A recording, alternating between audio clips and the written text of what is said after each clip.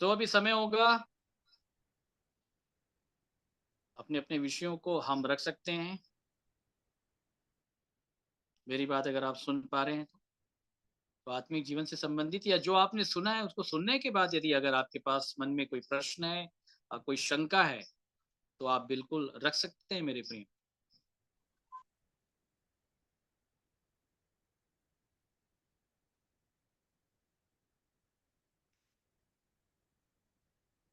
आप में से किसी के पास भी कोई प्रश्न है तो बिल्कुल रख सकते हैं।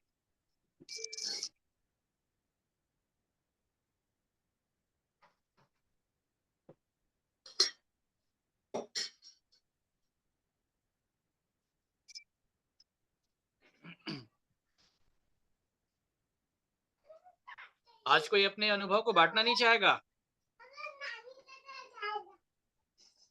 बांटना तो चाहते हैं भैया, तो बांटिए फिर, मगर मना किसने किया है?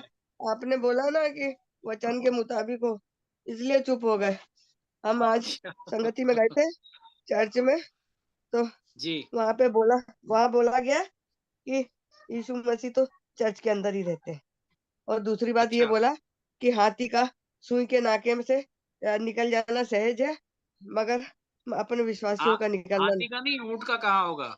सॉरी, हाँ भैया, ऊंट का। तो बोला उनने क्या ठीक बताया, है। उन भैया, जी। सॉरी, उन्होंने बताया कोई बात नहीं, कि क्या कोई बात बोलते हैं, नहीं। वो एक परमेश्वर हाथी भी निकाल लेगा। जी, जी हाँ, बोलिए। ये अपना वो बनाते हैं, गेट बंद कर देते हैं जैसे, तो एक लंबा बंद कर देते हैं, बोले पूरा पैक कर देते हैं, रास्ता कोई आ नहीं सकता, बड़ा वाला गेट बंद कर देते हैं, और जो छोटा वाला गेट रहता है छोटा सा, उसको खुला रखते हैं। तो जो जो जिसका ऊंट रहता है, वो ऊंट को उसके ऊपर से सामान लादा हुआ रहता है, उसको सबको निकाल देते हैं। तो और उसको बैठा देते हैं घुटने के ऊपर, और उसको एक हम्म। रस्सी से खींच के छोटे वाले दरवाजे से बाहर खींचते हैं, ऐसा करके। हम्म। इस प्रकार मनुष्य जाति अपना शरीर का बोझ है, अपना जो बोझ है संसार का, उसको उतार हम्म। दे सिर पे से, और घुटने पे आ जाए प्रार्थना के रूप में, और हम्म। प्रभु अपने रस्सी से उसको खींचेगा। ऐसा सुन के आई भैया, मेरे को तो कुछ समझ में नहीं आया। मैंने बोला, भाई आपकी तो बातें हमको पूरी हृदय में गहराइयों से समाती है भैया, दूसरों की बातें तो बिल्कुल भी समाती नहीं है। बहुत दुख लगा मेरे जी। को। ऐसा पंकज भाई ने हमको समझाया था, 2 बार समझाया था ये बातों के बारे में। अब हम्म। तो मैं पंकज भाई से बोलूंगी, नहीं तो फिर आपसे बोलूंगी कि फिर से समझाए हमको ये भैया बारे में। ऊंट बता दीजिए क्या होता है। जी हाँ, हाँ। अब सबको पंकज बता भाई। दीजिए ऊंट क्या होता है, ऊंट। चलिए ठीक है। और बोले ये यीशु सब मसीह भी निकालिए। अब, जी भैया 1 मिनट, और ये बोलता है यीशु मसीह भी यरूशलेम रोज आते थे प्रार्थना करने, ऐसा भी बोलते अच्छा। हैं। हाँ, अच्छा। और आप जी। लोग नहीं आओगे ऐसा करके, तो हमको तो नहीं आप लोग समझ में नहीं। आई बात, हमारे हृदय में नहीं लगी भैया। हमारे को की बातें बिल्कुल अच्छी लगती है, बहुत शिक्षादायक बातें हैं जो हमारे जीवन के लिए बहुत जरूरी है। हम इस शिक्षाओं को अगर छोड़ेंगे तो इसका फल हम ही भुगतेंगे। इसीलिए हम तो आपकी शिक्षा के लिए जी। दौड़ के आ गए भैया। हमारे हृदय में, हमको दूसरों की बातें सुनने के बाद भी हमको वो बातें हजम नहीं होती है। चलिए। पंकज भाई ने तो इस टॉपिक में 2 बार समझा भी दिया हम लोगों को पहले। चलिए निकाल लीजिए मत्ती 19।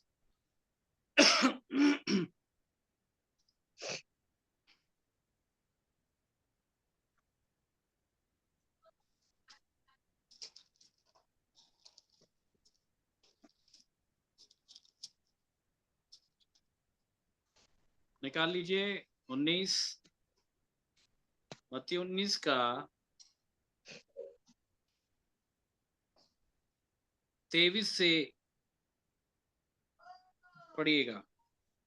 तब यीशु ने अपने चेलों से कहा, मैं तुमसे सच सच कहता हूँ कि धनवान का स्वर्ग के राज्य में प्रवेश करना कठिन है। हम्म। तुमसे फिर कहता हूँ कि परमेश्वर के राज्य में धनवान के प्रवेश करने से ऊंट का सुई के नाके में से निकल जाना सहज है। हाँ। ये बात प्रभु यीशु मसीह ने किसके लिए कही थी? चेलों से, नहीं, किसके लिए कही थी? धनवान का, धनवान के लिए, हाँ, बोले किसके लिए? धनवानों के धनवान। लिए। हाँ। धनवान के लिए प्रभु यीशु मसीह ने कही थी। कैसा था धनवान? बहुत पैसे वाला था, मलमल का वस्त्र बहुत पहनता कुछ था, मानने वाला। ठीक है, बहुत कुछ मानने वाला। चलिए 19 का 16 पढ़िएगा, थोड़ी देर हम देखते हैं इसको। एक मनुष्य यीशु के पास आया और उससे कहा, हे गुरु, मैं कौन सा भला काम करूं कि अनंत जीवन पाऊं? पढ़ते जाएं। उसने उससे कहा, तू मुझसे भलाई के विषय में क्यों पूछता है? भले तो एक ही है, पर यदि तू जीवन में प्रवेश करना चाहता है तो आज्ञाओं को माना कर। उसने उससे कहा, कौन सी आज्ञा है?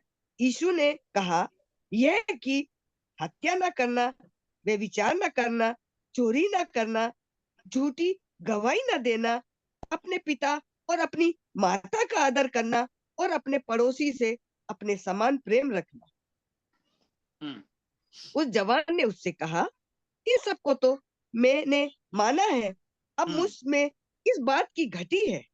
यीशु ने उससे कहा, यदि तू सिद्ध होना चाहता है तो जा, अपना माल कंगालों को दे और तुझे स्वर्ग में धन मिलेगा। हाँ, और आकर मेरे पीछे हो ले। हम्म परंतु वह जवान यह बात सुनकर उदास होकर चला गया, क्योंकि वह बहुत धनी था। आगे। तब यीशु ने अपने चेलों से कहा, तब इतना होने के बाद तब यीशु ने अपने चेलों से कहा, मैं तुमसे सच कहता हूँ कि धनवान का स्वर्ग के राज्य में प्रवेश करना कठिन है। धनवान का स्वर्ग के राज्य में प्रवेश करना बड़ा कठिन है। ठीक है, जी, तुमसे फिर कहता हूं कि परमेश्वर के राज्य में धनवान के प्रवेश करने से ऊंट का सुई के नाके में से निकल जाना सहज है। जी, ठीक है, जी, सहज सहज है, बोलिए क्या है? सहज है, बेटा थोड़ा 2 मिनट उधर जाओ। ठीक, हाँ, सहज है, सरल है। सरल। बड़े ध्यान के साथ सुनिए। ऊंट का सुई के नाके में से निकल जाना सहज है, बोलिए किसका? ऊंट का सुई के नाके अच्छा, से ये निकलना। लाइन जो प्रभु यीशु मसीह ने कही कि ऊंट का सुई के नाके में से निकल जाना सहज है, किन विषयों को लेकर के धनवान व्यक्ति से चर्चा होती? जी, हाँ, जी, बताइए। धनवान व्यक्ति से, अपने चेलों से हाँ, कह रहे किन हैं। विषयों को लेकर के प्रभु यीशु मसीह के पास जब वो आया जी, तो अपना क्या टॉपिक लेकर के आया था? बड़े ध्यान के साथ सुनिएगा। कि क्या टॉपिक को लेकर के आया था? जो आज्ञाएं अनंत आपने जीवन। बताई, ये तो मैं सब मानता हूँ, पर अनंत जीवन के लिए मैं क्या करूं? क्या एक टॉपिक क्वेश्चन। लेकर के आया था?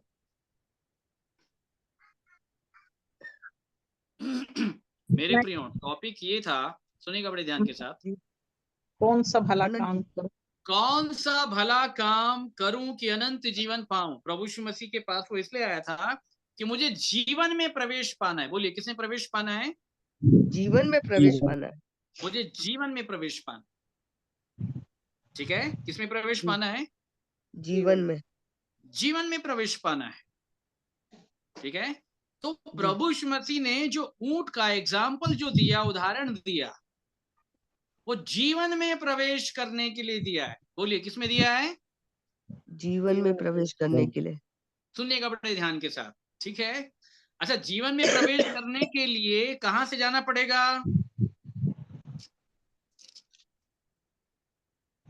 सकरे बोलिए। रास्ते से। हाँ, बिल्कुल एग्जैक्ट आप लोगों ने कहा। मत्ती 7:13 में लिखा है, सुनते जाइएगा, पढ़वाऊंगा तो टाइम होगा। वहां लिखा है, सकेत फाटक से प्रवेश करो, क्योंकि चौड़ा है वह फाटक और सरल है वह मार्ग जो विनाश को पहुंचाता है, और बहुत से हैं जो उसे प्रवेश करते हैं। क्योंकि सकेत है वो फाटक और कठिन है वह मार्ग जो जीवन को पहुंचाता है, और थोड़े हैं जो उसे थोड़े जो उसमें प्रवेश करते हैं, पाते हैं। ठीक है, पाते हैं, पाते हैं। तो सकेत फाटक क्या है? जीवन का मार्ग। सकेत फाटक क्या है? बोलिए, सुई का नाका। अच्छा, कौन सा नाका? सुई का नाका। आ रही है बात समझ में? जी भैया। अच्छा खैर, अभी मैं आपको बताऊंगा नहीं कि सुई के नाके का और क्या क्या काम है, जी ठीक भैया। है? जी। सुई के नाके से तो बस केवल धागे को डाला जाता है। किसको डाला जाता है? धागे को। अभी धागे की परिभाषा बताने का समय नहीं कि धागा कैसे बनता है और उस धागे में प्रवेश कैसे पाया जाता है, ठीक है? परंतु यहाँ पे जो दृष्टांत है, जो प्रभु यीशु मसीह उदाहरण देना चाह रहे हैं, बताना चाह रहे हैं, वो ये है कि एक धनवान व्यक्ति आया और वो जीवन में प्रवेश पाना चाहता है, ठीक है? और जी। जीवन में प्रवेश पाने के लिए उसको सुई के नाके से होकर के जाना पड़े। किसके नाके से? सुई के नाके से। सुई के नाके से, ठीक है? और जी। सुई के नाके में से कौन जाएगा, बोलिए? कौन जाएगा सुई के नाके में से? सच्चा विश्वासी। ऊंट। ऊंट जाएगा। बोलिए कौन जाएगा? ऊंट जाएगा भैया। हाँ, ऊंट। अच्छा, वो हाथी भी बुलका रहे थे क्या चर्च अरे में नहीं आज? भैया, नहीं भैया, नहीं नहीं, गलती बोल दी मैं। घबराहट अच्छा, घबराहट कोई बात नहीं, घबराहट कोई बात सॉरी। नहीं। घबराहट में बोल दी भैया ठीक मैंने। है, चलिए कोई बात नहीं। ठीक है, मैं। तो जी। सुई के नाके से कौन जाएगा भाई साहब आर पार? ऊंट। किसी मनुष्य से ये नहीं होता। सुई के नाके से अगर कोई भुलकेगा तो ऊंट जाएगा। बोलिए क्या जाएगा? जाएगा। ऊंट, ठीक है? तो जी भैया। ऊंट क्या है? ऊंट ही जीवन में प्रवेश करेगा। बोलिए कौन जीवन में प्रवेश करेगा? ऊंट ही। अब निकालते हैं यूहन्ना 5, सुनिएगा ध्यान से। 5 का 24 से पढ़िएगा।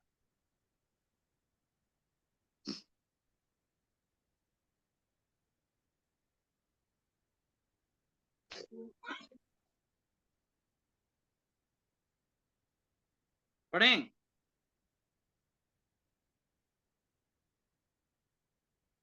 जल्दी पढ़ें, यूहन्ना 5:24। कोई भाई अगर निकाल लिए हैं तो फुर्ती के साथ पढ़ें। भैया मैं तुमसे सच सच कहता हूँ, जो मेरा वचन सुनकर मेरे भेजने वाले पर विश्वास करता है, अनंत जीवन उसका है। उसका और है। उस पर हाँ, अनंत और उस जीवन पर विश्वास करता है, अनंत जीवन उसका है। और उस पर दंड की आज्ञा नहीं होती, परंतु वह मृत्यु के पार होकर जीवन में प्रवेश कर चुका। हाँ, किसमें प्रवेश कर चुका है? जीवन में। और धनवान व्यक्ति यही बोल रहा है, जीवन में प्रवेश कैसे करूं? तो प्रभु यीशु मसीह ने कहा कि यदि तू जीवन में प्रवेश करना चाहता है तो किसको माना कर? आज्ञाओं को, ठीक है? तो आज्ञा क्या है मेरे प्रियो? वचन। हाँ, नहीं, ऐसे नहीं, पूरा पूरा बोलिएगा। भेजने वाले विश्वास, भेजने परमेश्वर वाले पर की विश्वास करता है। आज्ञा अनंत जीवन। क्या है? ऊंट। बोलिए, ऊंट। सुन लीजिएगा इन बातों को। आज्ञा क्या है? ऊंट। ऊंट है। धनवान प्रवेश नहीं कर पाएगा जीवन में। धनवान व्यक्ति जीवन में प्रवेश करना चाहता है, लेकिन प्रभु यीशु मसीह ने बताया धनवान नहीं करेगा, ऊंट करेगा। और यदि तू जीवन में प्रवेश करना चाहता है तो किसको माना कर? अब यहाँ पे विषय ये आ जाता है कि नाका तो बड़ा छोटा है भाई साहब, और ऊंट, ऊंट क्या है? छोटा है कि बड़ा है? बहुत बड़ा है। बड़ा बड़ा। ऊंट क्या है? बड़ा है। बोलिए ऊंट क्या है? बड़ा है। आइए बड़े ऊंट से मिलवाते हैं। मत्ती 22।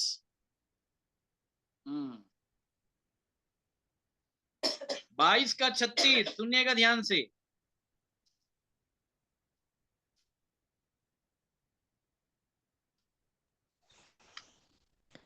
हे गुरु, भविष्यता कौन सी आज्ञा बड़ी है? हे गुरु, भविष्य में कौन सी आज्ञा बड़ी है? आगे। उसने उनसे कहा, तू परमेश्वर अपने प्रभु से अपने सारे मन और अपने सारे प्राण और अपनी सारी बुद्धि के साथ प्रेम रख, बड़ी और मुख्य आज्ञा तो यही है। बड़ी और मुख्य आज्ञा यही है। ठीक है, तो बड़े ऊंट क्या हैं?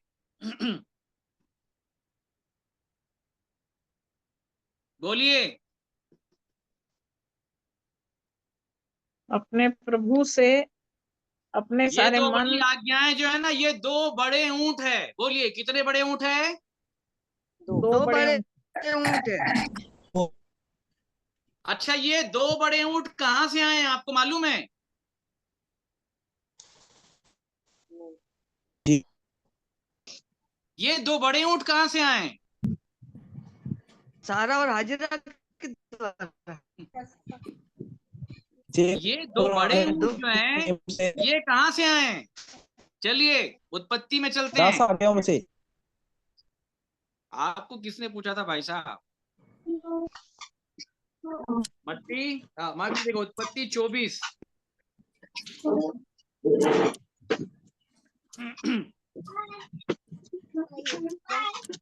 अच्छा, बाइबिल अब वो भाई पढ़ना जो एकदम तेजी के साथ पढ़ सकता है। ठीक है, कमलेश भाई आप पढ़िएगा। ठीक है, मैं पढ़ देता हूँ।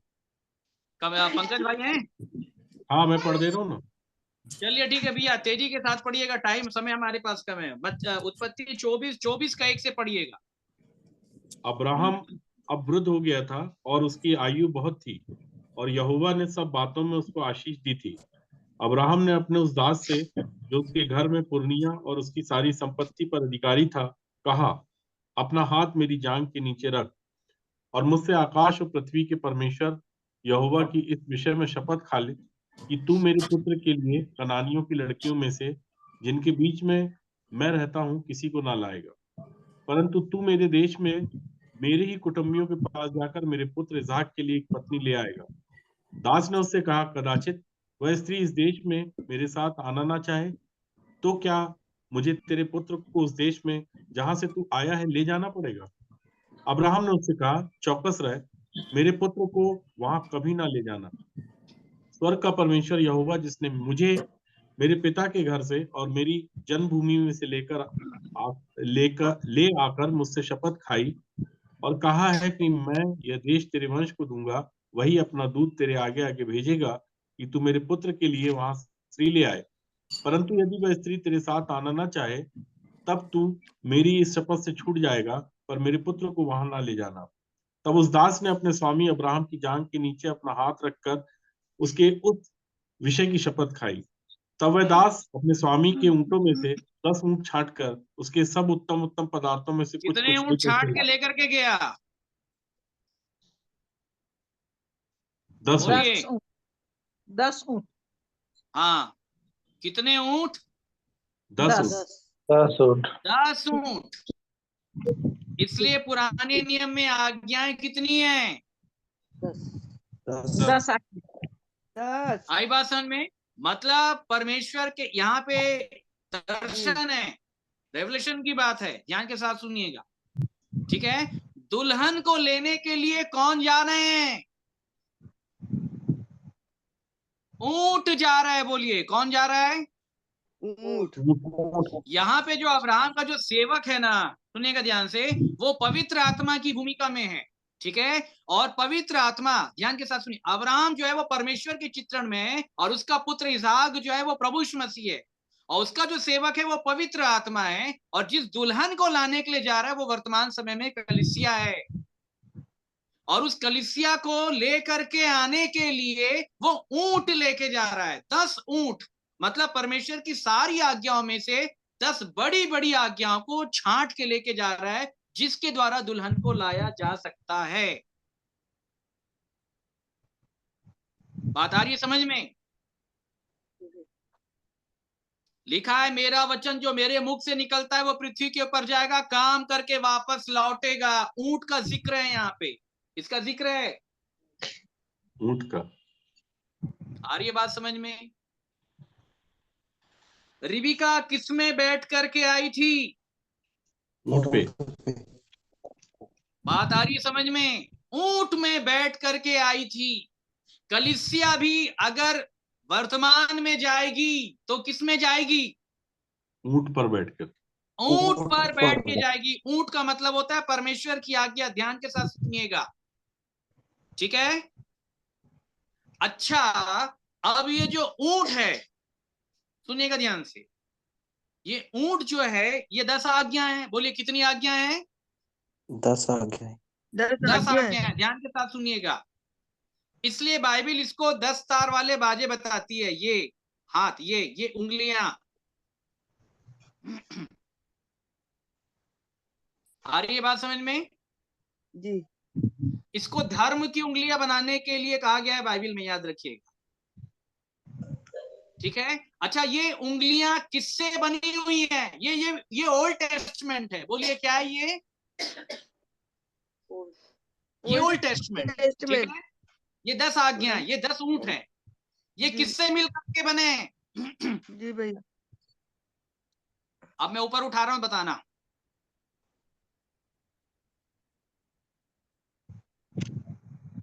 किससे बने? हाथ। 2 हाथ। बोलिए कितने हाथ? 2 हाथ। हाथ। तो नए नियम में क्या किया गया? जो 10 ऊंट थे उसमें उसको 2 ऊंट में कन्वर्ट किया गया। बात आ रही है समझ में? हाँ जी, 2 ऊंट में क्या किया गया? कन्वर्ट कन्वर्ट किया किया। गया। प्रभु यीशु मसीह ने बताया भविष्यवक्ताओं की शिक्षाओं का सार ये 2 ऊंट है। मेरी उंगलियों का सार कौन है? मेरे 2 हाथ। 10 उंगलियों का सार कौन है? 2 हाथ। इसलिए नए नियम में लिखा है कि भलाई करने के लिए अपने हाथ को लगाओ, दोनों हाथ को लगाओ। बात आ रही समझ में? किसको लगाओ? दोनों हाथ। इसलिए लिखा है ढीले हाथों को ठीक करो भाई साहब। ढीले हाथों को क्या करो? दृढ़ करो। तंग कर, कुछ बात आ रही है तंग समझ में मेरे प्रियो? ये सब तंग करो, रेवलेशन वाली बात है, टाइट करो, दृढ़ करो सॉरी। ठीक है। जी ढीले भैया हाथों जी को दृढ़ करो। यदि हम ढीले नहीं हुए ना तो ठीक समय जी। पर कटनी काटेंगे, लिखा है। क्या काटेंगे? कटनी। कटनी कटनी काटेंगे। काटेंगे। बात आ रही समझ में? जी, याद रखिएगा, परमेश्वर ने 10 आज्ञाओं की जो तख्तियां दी थी, आप सभी को मालूम होगा, ठीक है। तो उसमें किसकी जी भूमिका हाँ। थी? मूसा बहुत की। सुंदर बातें हैं। अभी बोलते बोलते मूसा। परमेश्वर हमको बता रहा है जो मैं अभी आपको बोल रहा हूं। बोलिए। मूसा, अब्राहम की। 10 आज्ञा में उंगली की भूमिका थी भैया, उंगली से लिखा था। एग्जैक्ट। उंगली। 10 आज्ञाओं को परमेश्वर ने किससे लिखा था? उंगली से। उंगलियों से। उंगलियों से उंगली। लिखा था। उंगलियों से। किस चीज के चित्रण को दिखाती है? सुने बड़े ध्यान के साथ। एक राजा के बारे में आपको मालूम है, शायद नबूकदनेस्सर था, जी। ठीक नबूकदनेस्सर। है। तो लिखा है कि उंगली से दीवारों में कुछ लिखा गया। क्या लिखा गया? उसके मने मन दोष को। किसको? उंगली दोष मत लगाओ। जब दोष आप लगाते हैं तो क्या उठाते हैं? उठाते हैं। उंगली। ध्यान के साथ सुनिएगा, परमेश्वर ने जो 10 आज्ञाएं दी, 10 उंगलियां, इन 10 उंगलियों ने मनुष्य के जीवन पर दोष लगाया, दोष को दिखाया, व्यवस्था ने दोषी ठहराया। बात आ रही समझ में? जी भैया। व्यवस्था के द्वारा कोई प्राणी परमेश्वर के सामने धर्मी नहीं ठहरेगा, सब दोषी हैं, पौलुस ने बताया, क्योंकि 10 आज्ञाओं ने, इस 10 उंगलियों ने मनुष्य के सारे पाप, अपराध, गुनाहों को उजागर कर दिया। कुछ आ रही है बात समझ में मेरे प्रियो? जी भैया। याद रखिएगा। अच्छा, आपको उस चित्रण के ऊपर लेकर के चलते हैं। जब एक जी। व्यभिचारिणी स्त्री को लोग पकड़ करके लेकर के आए थे, तब प्रभु यीशु मसीह भूमि पर कुछ लिख रहे थे। किससे लिख रहे थे?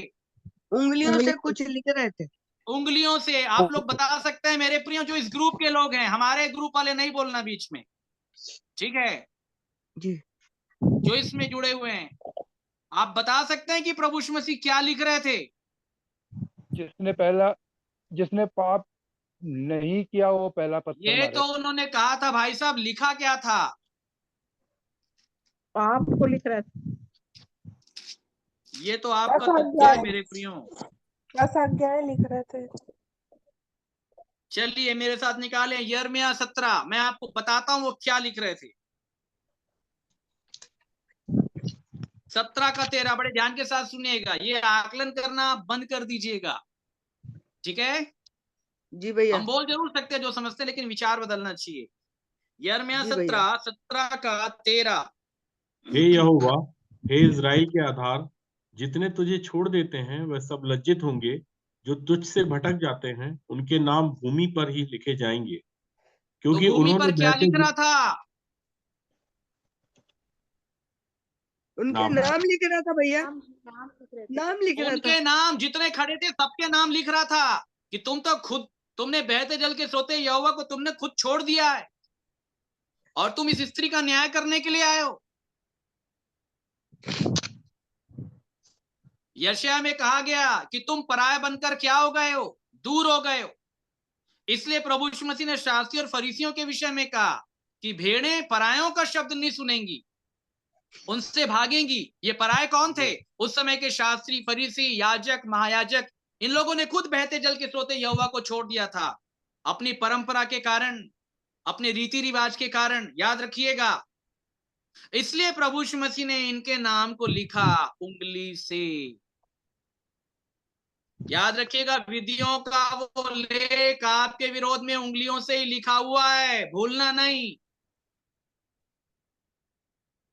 बात आ रही समझ में? और अगर इन 10 उंगलियों ने जो लिखा है आपके विरोध में, अगर इसको मिटाना है तो 2 बड़ी आज्ञाओं को पकड़ लीजिए। प्रेम। आ रही है बात समझ में? किसको पकड़ना है? प्रेम। प्रेम को पकड़ना है। पड़ोसी से प्रेम और परमेश्वर से प्रेम, क्योंकि भविष्यताओं की शिक्षाओं का सार ही यही है। अब कैसे है ये मैं आपको बता देता हूं मेरे प्रियो। अब ये भी भेद है, आज मैं पूरा नहीं कर पाऊंगा, लेकिन जितना हो सकता है उतना मैं आपको बताऊंगा मेरे। हमारे साथ एक वचन निकालिए, रोमियो की पत्री 13वां अध्याय। सुनिएगा बड़े ध्यान के साथ, बहुत अच्छे से समझ में आए। 13 का 8 से पढ़िए। आप उसके प्रेम को छोड़ और किसी बात में किसी के कर्जदार ना हो, क्योंकि जी जो दूसरे से प्रेम रखता है उसी ने व्यवस्था पूरी की है। हाँ, और क्योंकि यह कि व्यभिचार न करना, हत्या न करना, चोरी न करना, लालच न करना, और इनको छोड़ और कोई भी आज्ञा हो तो सबका सारांश इस बात में पाया जाता है, अपने पड़ोसी से अपने समान प्रेम रख। कुछ बात आई समझ में आपको कि 10 आज्ञाओं को कैसे कन्वर्ट किया गया? 10 ऊंट को 2 ऊंट में कैसे कन्वर्ट किया जा रहा है? कुछ बात आ रही समझ में? ये बात काश अगर शास्त्री फरीसियों को समझ में आ जाती मेरे प्रियो, तो आप तक भी ये बात समझ पहुंच जाती। 10 ऊंट की चर्चा है, मैंने आपको बताया ना। ऊंट सुई के नाके से निकलेगा, और ऊंट जो है वो परमेश्वर की आज्ञा। यदि तू जीवन में प्रवेश करना चाहता है तो आज्ञाओं को माना कर। और आज्ञा कौन है? ऊंट है। इसलिए अब्राहम ने अपने सेवक, अब्राहम परमेश्वर का चित्रण है, सेवक पवित्र आत्मा का चित्रण है, इसहाक प्रभु यीशु मसीह का चित्रण है वहां पे। और ये जो सेवक पवित्र आत्मा जाता है, ये परमेश्वर की आज्ञा ऊंट, 10 ऊंट को लेके जाता है, कलीसिया को लाने के लिए जाता है। रिबिका कलीसिया का चित्रण है। कैसी है? बहुत सुंदर है। उसने किसी पुरुष के मुंह को नहीं देखा। दूसरी ओर सामरी स्त्री है, 5 पति कर चुकी है। समझ रहे हैं मेरे प्रियो इन सब बातों?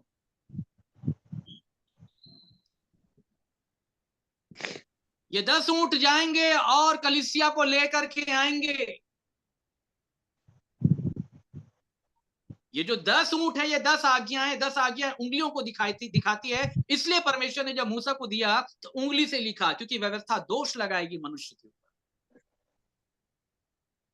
और माफ कीजिएगा, एक्चुअली दोष नहीं लगाएगी, वो आपके अंदर जो है उसको बताएगी। इसलिए बाइबल में कहा गया तू दोष नहीं लगाना, क्योंकि तू भी दोषी है, व्यवस्था तेरे को भी दोषी ठहराती है, तो तू दूसरे का न्याय क्यों करता है। इसलिए प्रभु यीशु मसीह ने उस स्त्री के विषय में कहा कि तुम इसका न्याय करने के लिए आए हो, कि ये व्यभिचारिणी स्त्री है। रुको, तुम्हारे जीवन के बारे में लिखता हूं। सब लिख दिया प्रभु यीशु मसीह ने उनके नाम सहित। उंगलियों से क्या लिखा? जितने लोगों ने यहोवा को छोड़ दिया उनके नाम भूमि पर लिखे होंगे। प्रभु यीशु मसीह नाम लिख रहा था मेरे प्रियो। याद रखिएगा, जीवन की किताब में नाम तो बहुत बाद में लिखाता है। अभी जो भूमि में नाम लिखा हुआ है ना, जितने लोग छोड़ दिए हैं, वहां से मिटना चाहिए, नाम मिटना चाहिए। आमीन, हालेलुया, आमीन। क्यों छोड़ दिया हमने? कौन थे जिन लोगों ने परमेश्वर को छोड़ दिया, अपने आप को धर्मी ठहरा रहे थे, और व्यभिचार में पकड़ी जाने वाली स्त्री को अधर्मी ठहरा रहे थे। ठीक है, वो अधर्मी थी, वो तो नहीं जा रही थी स्वर्ग, लेकिन वो चली जाएगी, तुम नहीं जाओगे। यही कहा प्रभु यीशु मसीह ने, तुमसे पहले महसूल लेने वाले, चुंगी लेने वाले, वैश्याएं, नपुंसक, ऐसे लोग की कैटेगरी को आगे कर दिया। लेकिन तुम धर्मी होने के कारण, परंपरावादी होने के कारण तुम छूट जाओगे। क्या सोच रहे हो कि आप जो मिशन डिनोमिनेशन जो आप लगा के चल रहे हैं ना, आपने पीते जल के सोते यहोवा को छोड़ दिया, आपके नाम भूमि पर लिखे हुए, इस गलतफहमी में मत रहना कि जीवन की किताब में लिखे। याद रखिएगा मेरे प्रिय, ये उंगली उठी हुई है आपके ऊपर, याद रखिएगा मेरे प्रियो। मनुष्य सर के बाल से लेके पैर के नख तक गुनहगार है, अपराधी है। इसे पौलुस बोलता है, मुझ में अर्थात मेरे शरीर में कोई अच्छी वस्तु वास नहीं करती, मैं कहीं भी अच्छा नहीं हूं। इसलिए वो व्यवस्था को धन्यवाद देता है 10 आज्ञाओं को। क्यों? क्योंकि इसने मेरी सारी कमियों को बता दिया। जस्ट लाइक एक्सरे सोनोग्राफी, बोले भली है, इसने बता दिया कि मेरे अंदर क्या बीमारी। अब ये 10 उंगलियां आपके जीवन में पाप अपराध को इसलिए प्रकट कर रही थी, वो आपको बता रही थी कि तुम बीमार हो, क्योंकि वो जो आने वाला है नए नियम में 2 आज्ञाओं को लेकर के, वो वैद है। और तब वैद उनका इलाज करेगा जिन लोगों ने जान लिया, जिनकी आंखें खुल गई, जिन लोगों ने व्यवस्था के दर्पण में अपने आप को देख लिया, उन लोगों ने जान लिया मेरे अंदर कुछ नहीं है प्रभु। तब वैद आपके लिए हो जाता है। बात समझ रहे हैं मेरे प्रिय भैया? अब परमेश्वर हमारे लिए उपस्थित हो जाता है। आप समझ रहे हैं मेरे प्रियो? जो जिन लोगों ने स्त्रियों को लेकर के आए, वो खुद गुनहगार हैं। जो स्त्री पकड़ी गई है वो भी गुनहगार है। लेकिन जो लोग लेके आए उनके लिए कोई सहानुभूति नहीं। प्रभु यीशु मसीह ने उंगली से लिख दिया उनके लिए। लेकिन जो लाई गई ना, बहुत सुंदर चित्रण है वहां, बहुत सुंदर चित्रण है मेरे। मनुष्य का पुत्र जगत में इसलिए नहीं आया कि जगत के ऊपर दंड की आज्ञा। बोले ये उंगलियां तुम्हारे ऊपर दोष लगा रही, इन उंगलियों के अनुसार तुम मारे जाने के लायक हो। लेकिन यहां मनुष्य का पुत्र आकर के खड़े हो गए, अपनी बेटी को बचाने के लिए खड़े हो गया। और वो अपनी बेटी के लिए कहता है, हे मेरी पुत्री कहां गए? क्या किसी ने तुझ पर दंड की आज्ञा नहीं दी? बोले प्रभु किसी ने नहीं। क्यों नहीं दी भाई? क्योंकि यहाँ पे अनुग्रह करने के लिए खड़ा हो गया। और तब उसने कहा, जा मैं भी तुझ पर दंड की आज्ञा नहीं देता। अब यहाँ पे व्यवस्था का दंड समाप्त हो गया उस व्यभिचारिणी स्त्री के लिए, जो सामरी स्त्री के समान है, जो 5-5 पति कर चुकी है। हमारे जीवन में जो हमारी लालसाएं, अभिलाषाएं, वो ऐसी ही है मेरे प्रियो। और आज भी व्यवस्था के वो लेख आपको दोषी ठहराते हैं। विधियों का वो लेख लिखा हुआ है मेरे प्रियो, वो मिटाया नहीं गया। याद रखिएगा, उस समय के शास्त्री फरीसियों के लिए भी मिटाया नहीं गया। प्रभु यीशु मसीह ने लिख के बता दिया, तुम ये मत समझना कि तुम स्वर्ग जाओगे। सब लिख दिया। क्या लिखा? तुम इस परंपरा के मानने वाले हो ना, तुम इस मिशन के मानने वाले हो ना, तुम ये रीति रिवाज को मानते हो ना, तुमने बहते जल के सोते यहोवा को छोड़ दिया, तुम पराया बन करके दूर हो गए हो। इसलिए मेरी भेड़ें, यहोवा की भेड़ें पराये के शब्द से भागेंगी। क्योंकि जो वचन सुना रहा है उसने खुद बहते जल के सोते यहोवा को छोड़ दिया है, इसलिए पराये के शब्द से भागेगी। वो अपने के शब्द को पहचानती है। इसलिए ये जो शब्द कहा जा रहा है ना, ये आपको छूता है, क्योंकि ये मेरा शब्द नहीं, ये मसीह का शब्द। आप जान रहे हैं कि ये मसीह है, ये मेरा मसीह है, ये मुझे बुला रहा है, मैं इसकी भेंट। यही है वास्तव में सत्य संगति, यही है सत्य वचन, यही है, यही उसके वचन का प्रकाशन है जो अंतिम दिनों के ऊपर उसने हम पे प्रकट किया मेरे प्रियो, जिन्हें उसने बुलाया।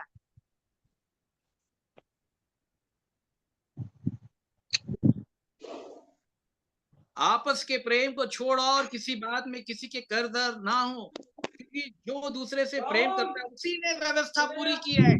प्रभु यीशु मसीह ने कहा, मैं व्यवस्था को पूरा करने के लिए आया हूं, 10 आज्ञाओं को मैं बिल्कुल कंप्लीट करूंगा। तो क्या बताया गया?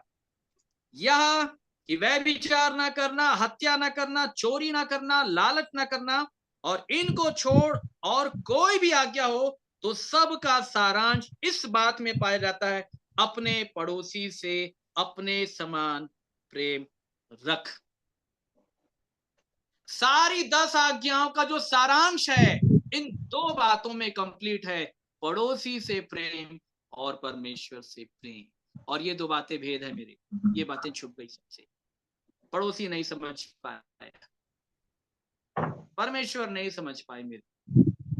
और इन 2 आज्ञाओं को जिसने पूरा कर लिया, उसने पूरी व्यवस्था पूरी कर ली, क्योंकि लिखा है सब बातों का सारांश इन 2 बातों में निहित है। 10 ऊंटों का सारांश इन 2 ऊंटों में निहित है। ये 2 ऊंट तुमको लेकर के जाएंगे, ये तुमको सुई के नाके से पार निकाल देंगे मेरे प्रियो। यही है वो सकरा फाटक जो तुमको जीवन में लेकर के जाएगा। यही है वो आज्ञाकारी। इसलिए बाइबल में लिखा है, प्रभु यीशु मसीह ने कहा, ताकि वे विश्वास से आज्ञा मानने वाले हो जाएं। ये ऊंट हमको आज्ञा को मानना सिखा देगा। जिनके पास ऊंट होंगे वो मानेंगे। ऊंट की परिभाषा कहाँ मालूम है? ऊंट की क्वालिटी क्या है? अच्छा, रिबिका कैसे गई थी? आप लोग बताएं, जो पुराने लोग हैं, रिबिका कैसे गई थी? अब्राहम के सेवक ने क्या चिन्ह मांगा था? जो मेरे और मेरे ऊँटों को पानी पिलाएगी। जो आके मुझसे कहेगी कि मैं तुझे भी पानी पिला देती हूँ और तेरे ऊंटों को भी, तब मैं जान लूंगा कि दुल्हन यही है। मतलब पानी पिलाने वाली दुल्हन चाहिए। सामरी स्त्री भी पानी लेने के लिए गई थी, याद रखना। लेकिन समस्या है कि तुम्हारा मटका ठीक नहीं है। मैं बार बार बता रहा हूं, ये बातें मिलेंगी नहीं, इसको याद रखिएगा। मटका ठीक नहीं है, इसलिए प्रभु यीशु मसीह ने मटका फोड़ा पहले। ये तुम्हारा परंपरा वाला मटका है, इसमें जीवन का जल नहीं आएगा। इसमें वो जल कभी नहीं आएगा जिससे पवित्र आत्मा को तृप्त किया जाएगा, जिससे 10 ऊंटों को तृप्त किया जाएगा। आपके पास वो जल कभी नहीं आएगा, क्योंकि आपका मटका सही नहीं है। मटका बाइबल में किसको दिखाता है? प्रभु यीशु मसीह ने बताया कि तुम अपने बाप दादाओं के पाप के घड़े को भर दो परंपरा से। जितना नियम कानून लगाना है, जितना अपना वर्शिप पैटर्न लगाना है, तुम भर दो, तुम स्वर्ग नहीं जाओ। परंतु रिबका के पास वैसा वाला मटका नहीं था। बाइबल बताती है कि बहुत सुंदर थी, पवित्र कुमारी थी, ना कोई दाग, ना कोई झुर्री, ना कोई कलंक, जैसा कलीसिया का चित्रण है मेरे प्रिय पुराने नियम। लिखा है कि उसने किसी पुरुष के मुंह को देखा तक नहीं था। मतलब वो तो वेट कर रही थी अपने दूल्हे का, देखूंगी तो बस केवल उसका मुंह। और दूसरी ओर सामरी स्त्री है, 5 पति कर चुकी है, अभी भी किसी दूसरे के मुंह को ताक रही है। आप कहाँ ताक रहे मेरे प्रियो? संसार की लालसा अभिलाषा में ताक रहे? जितने भी आपके ऊपर प्रभुता करते हैं सब आपके पति हैं। संसार की भौतिकवाद की वस्तुएं भी अगर प्रभुता करती है ना, तो वो आपका पति है। ये मोबाइल प्रभुता करता है, ये आपका पति है। क्या सोचते हो आप बोलते हो ना कि इस चीज के बिना हम रह नहीं सकते, वो आपका पति है, प्रभुता करने वाला, उसकी अधीनता में जाने वाला। कितने पति हैं? आज रात्रि काल जब जाएंगे बिछौने पे, परमेश्वर सब याद दिलाए, तो इसके बिना भी नहीं रह सकती, तो इसके बिना भी नहीं रह सकती, तो संसार की वस्तुओं के बिना नहीं रह सकती। क्या हो रहा है? बात समझ रहे हैं मेरे प्रिय? लेकिन रिबिका ऐसी नहीं है, वो बस केवल एक पुरुष को देखना चाहती है मेरे प्रिय। और फिर उसके बाद परमेश्वर का सेवक उसको बोलता है, मुझे पानी पिला। उसने कहा, मैं तुझे भी पानी पिलाऊंगी और पीछे तेरे ऊंटों को भी पानी पिलाऊंगी, और तब तक पानी पिलाऊंगी जब तक वे पी ना चुके। मेरे प्रियो, कुआं हुआ करता था और बाइबल बताती है कि वो बहुत फुर्ती के साथ दौड़ती थी और नीचे उतरती थी। पुराने समय के कुओं में सीढ़ियां बनी हुई होती थी किनारे किनारे, और फिर सोते के पास तक उतरती थी, फिर मटका एक भर के लाती थी, फिर दौड़ती थी, और ऐसा करके पहले उसने सेवक को पानी पिलाया। आपको मालूम है ना कि ऊंट कितना पानी पीता है? याद रखिएगा, पवित्र आत्मा क्या बोलता है। वो 10 आज्ञाएं है ना, इनको बहुत भूख और प्यास लगती है, इनको आपको अपने जीवन के द्वारा तृप्त करना पड़ेगा, इनको पानी पिलाना पड़ेगा। इसलिए प्रभु यीशु मसीह भी प्यासा था, क्योंकि ऊंट है वो। आप समझ रहे हैं मेरे प्रिय? वो दौड़ती थी, पानी लेकर के आती थी, फिर दौड़ती थी, फिर पानी लेकर के आती थी। मेरे प्रियो, एक ऊंट आप सभी को मालूम है, हमने स्कूल में पढ़ा है कि एक बार जब पानी पीता है तो 30 दिन का स्टोरेज होता है उसके पास। वो एक बार में 30 दिन का पानी पीता है, कईयों लीटर पानी। वो 30 दिन का कईयों लीटर पानी एक बार में पी जाता है। अब आप समझ लीजिए कितना लीटर पानी वो पिलाई थी, आपकी सोच और समझ से भी परे। उसने पानी पिला पिला करके पवित्र आत्मा को भी तृप्त किया अपने जीवन से, और उसके बाद ऊंट को भी तृप्त किया। और तब पवित्र आत्मा ने कहा, ये है दुल्हन, ये बनेगी इसहाक की दुल्हन। और तब मेरे प्रियो जाकर के उसको मांग लिया। और फिर बाइबल ये बताती है कि जब वो उसको ऊंट पे लेकर के चला, तो लिखा है कि इसहाक मैदान में आया। कहां आया? मैदान। बाइबल बताती है कि प्रभु यीशु मसीह भी बादल पे आ जाएगा कलीसिया को लेने के लिए। कहां जाएगा? बादल पर आ जाएगा।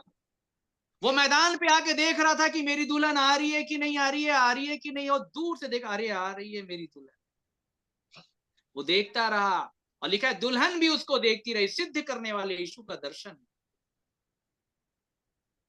आप समझ रहे हैं मेरे? मैदान। मैदान वो जगह है जहां पे दूल्हा और दुल्हन मिलेंगे, इसहाक और रिबका का मेल होगा। यिर्मयाह से परमेश्वर कहता, उठ मैदान में जा, वहां मैं तुझसे बात करूंगा। मैदान मतलब प्रार्थना का जीवन होता है मेरे। वहीं पे परमेश्वर मिलेगा, एक मन होने के लिए, एक तन होने के लिए। ये ऊंट लेकर के चले आ। आज हमारे जीवन में ऊंट नहीं है मेरे प्रियो। हमें तो सब दिखता है, क्या बताएं आप। नहीं है। बहुत दुखी हो जाते हैं, लेकिन हमें मालूम है, हे पिता इनके ऊपर दया कीजिए, ये नहीं जानते कि ये क्या कर। ये दिखता है प्रभु, ये ऐसी भेड़ों के समान है, इनका रखवाला कोई नहीं, इनको इस रीति से बताने वाला कोई। अगर बताने वाले होते तो कब का ये आपके पास आ जाते प्रभु, कब का आ जाते।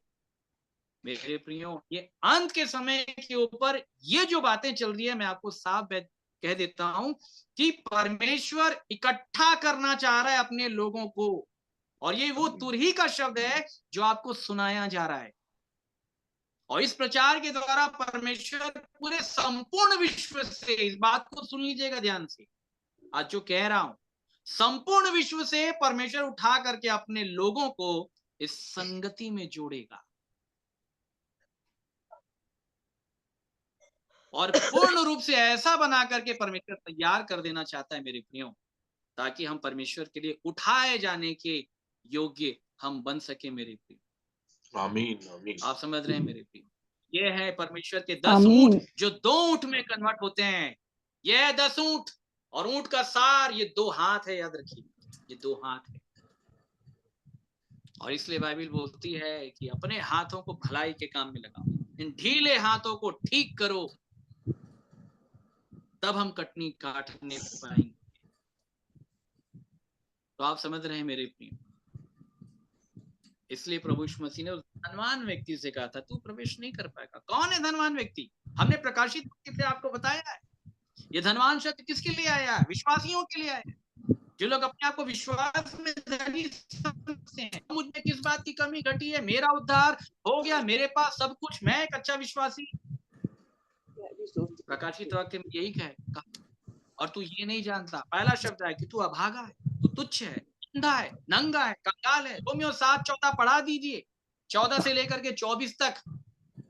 मैं कैसा भागा मनुष्य, मुझे इस मृत्यु की देह से कौन छुड़ाएगा? एक बार पढ़ा के देखिए मेरे, जिनको भी पढ़ाएंगे सब बोलेंगे भैया मेरी भी दशा ऐसी, मेरी भी दशा ऐसी, मेरी भी दशा ऐसी। लेकिन हम अपने लेखे में धनवान हैं। ये धनवान ऊंट के समान नहीं है, ये स्वर्ग के राज्य में प्रवेश नहीं पाएगा, ये सुई के नाके से नहीं निकल पाएगा, क्योंकि धनवान है ये।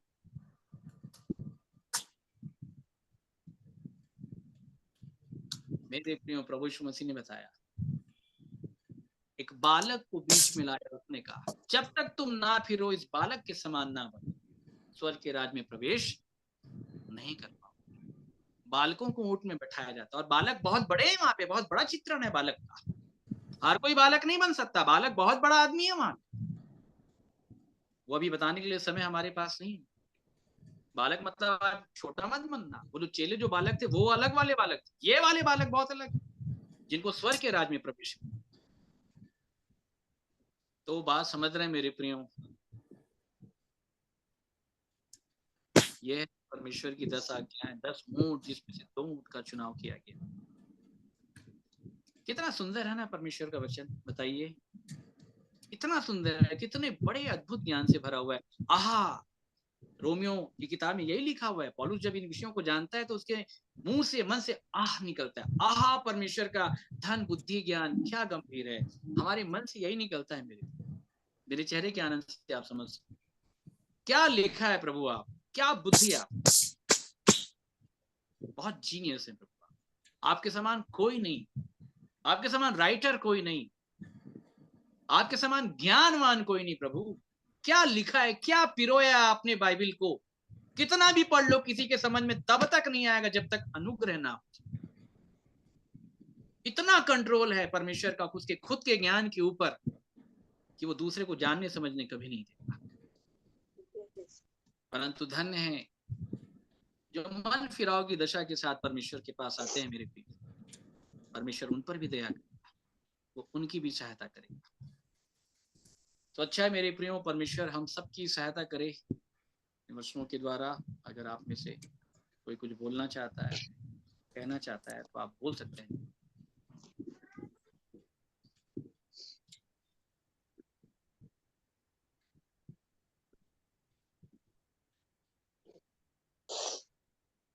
वचन बहुत गंभीर है मेरे प्रियो, बहुत गंभीर है।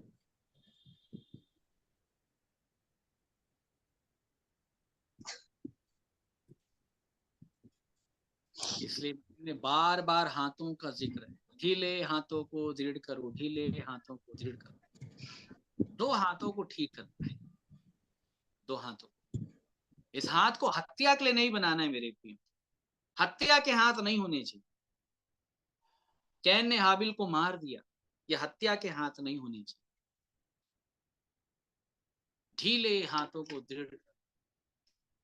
हमारे साथ निकाले गलातियों की पत्री, वहां पे जो पाया जाता है मेरे प्रियो, गलातियों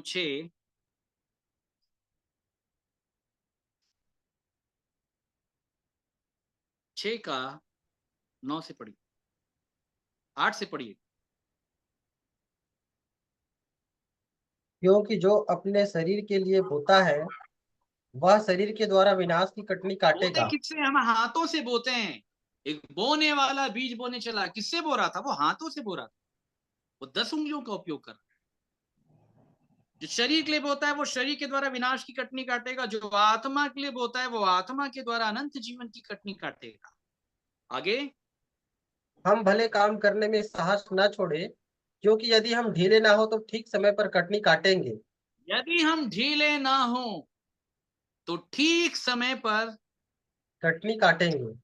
मतलब इन हाथों को भलाई करने की शिक्षा मिली है। क्या करने की? भलाई, भलाई करने की। आप समझ रहे हैं मेरे? इसलिए लिखा है बुरा करने वालों का भी क्या करो?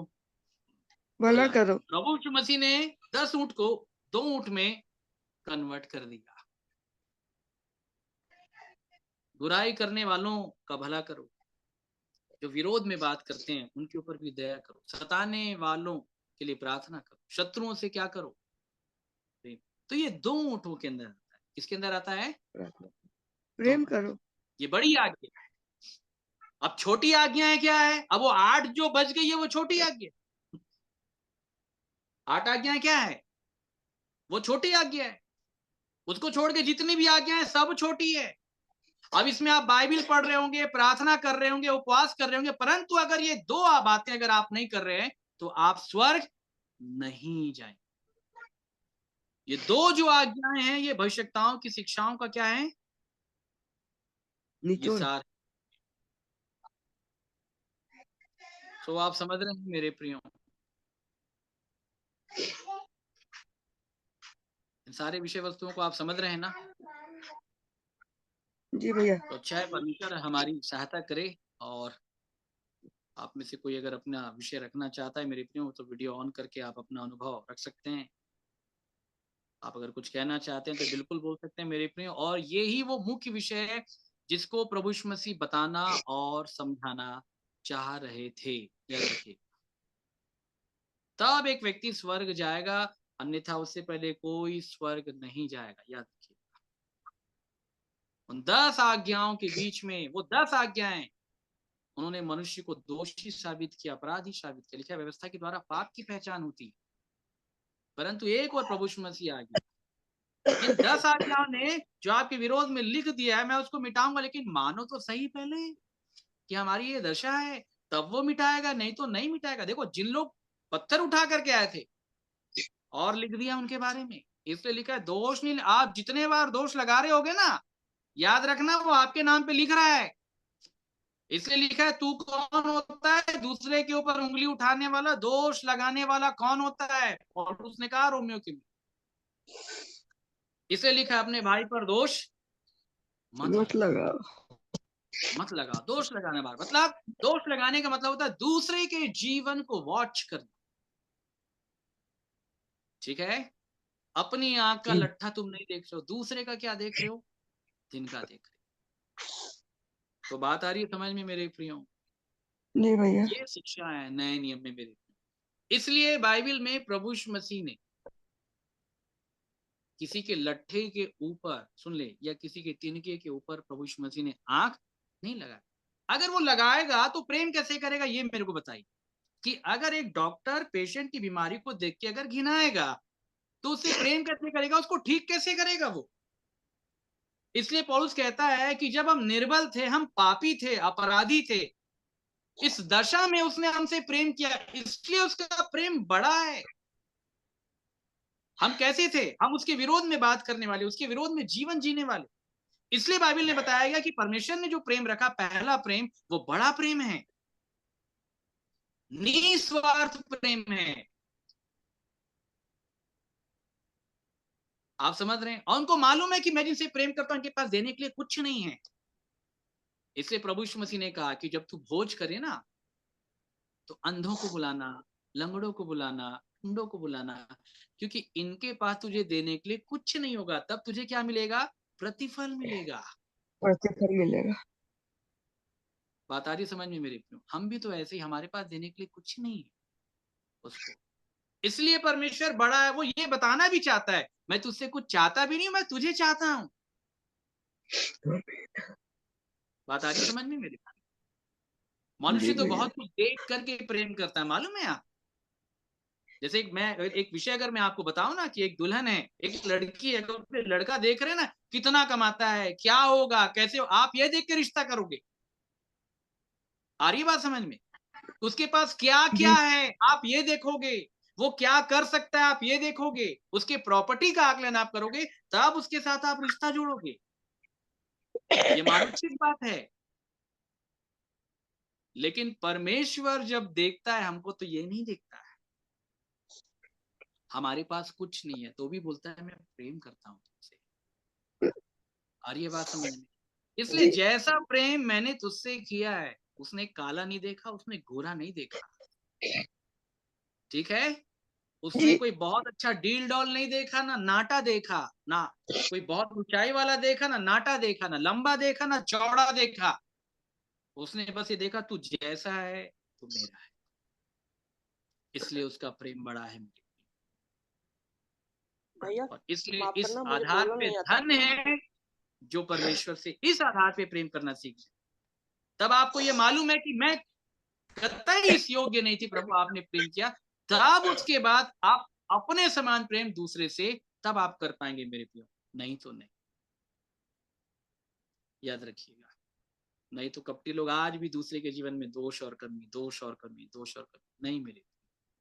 और उसको कहता है कि वो हमारे पाप अपराधों के ऊपर चर्चा करने के लिए नहीं, उंगली उठाने के लिए नहीं, वरन उसको ठीक करने के लिए आए।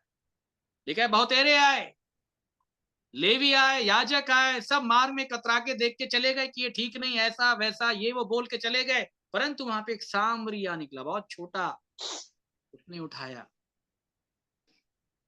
अपनी सवारी में बैठाया और फिर उसके बाद लेकर। तो आप समझ रहे हैं मेरे प्रिय। तो परमेश्वर इन बातों के द्वारा आप सभी को आशीष दे। अगर अब आप लोग को कुछ बोलना चाहते हैं, अगर आप कुछ विषय रखना चाहते हैं, तो आप लोग के पास समय होगा मेरे प्रिय, आप रख सकते हैं।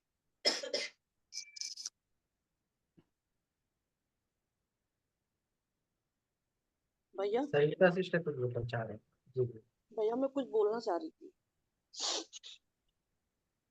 जिस व्यक्ति को परमेश्वर की चाह बहुत थी और कुछ का पाना उसके बस की ना हो, क्या करे भैया।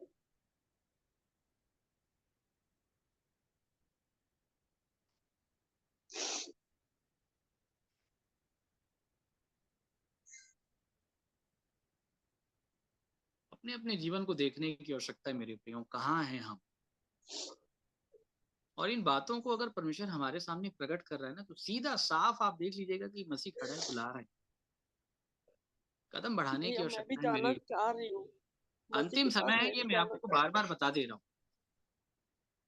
अगर मैं इतने सारे विषयों को इस रीति से बता रहा हूँ और मैं बार बार अगर ये कह रहा हूँ कि अंतिम समय है, तो आप ये समझ लीजिएगा कि अंतिम समय को भी मैं कितनी अच्छी रीति से परमेश्वर के अनुग्रह के कारण देख पा रहा हूँ।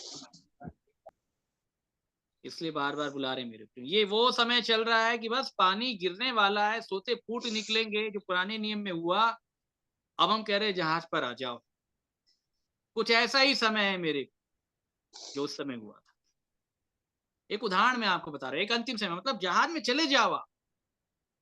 एक अंतिम समय वो चल रहा है मेरे प्रियो कि बहुत जल्द आप आ जाएं, परमेश्वर के लोगों के पास आ जाएं, आप परमेश्वर की गिरफ्त में आ जाएं। वो वाला मटका छोड़ दें जो सामरी स्त्री के समान था, परंतु वो वाला मटका ले ले जिसकी क्षमता 30 ऊंटों को, ध्यान सुनिए, 10 ऊंटों को 30 दिन का पानी पिलाने की। वो मटका मेरे प्रियो। इसलिए प्रभु यीशु मसीह ने गलील के काना में पहला चमत्कार मटके के द्वारा दिखाया। दिखा, मटके को मुंह भर दो। 6 मटके मनुष्य को दिखाते हैं। आप समझ रहे, ये मटका ठीक नहीं है, मटका ठीक नहीं है, इसलिए उसके पास वो जल नहीं है जो ऊंटों को पिलाया जाए। तो अच्छा है मेरे प्रिय, परमेश्वर हमारी सहायता करें। कहना चाहते हैं तो आप कह सकते हैं।